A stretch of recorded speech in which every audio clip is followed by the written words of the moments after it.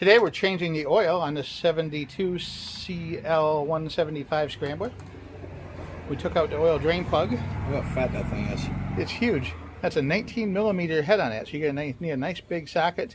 And we had to use the extension ratchet. And I had to also brace the back end of the bike because it was on there so tight it kept wanting to slip the whole bike around when he was trying to undo it. So, is there a gasket on the bottom side? Yeah. O-ring or? Barely, yeah. Oil was very thin, like it's got gas mixed in with it. Almost like water here. And there's hardly any in it. It's supposed to have 1.5 quarts of 10W40 motorcycle oil.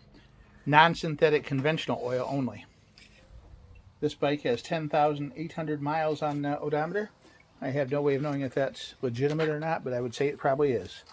Stops dripping. Dan's going to reinstall the drain plug. We're here to the right side. We're going to refill it by opening up the dipstick. That wasn't too bad with the channel locks. It came right off. And when you go to, it says right here on here, use 10W40. And when you change it, you're going to take this out.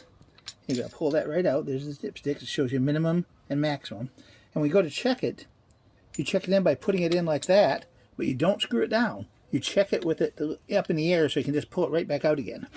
Reach inside, see if there's any debris or anything weird. Oh, actually almost dry inside. We decided to use the Valvoline 4-stroke motorcycle oil, conventional, non-synthetic, weight 10W40. And this was on sale at AutoZone for $7.50 a quart, which is a really good deal. Cheaper.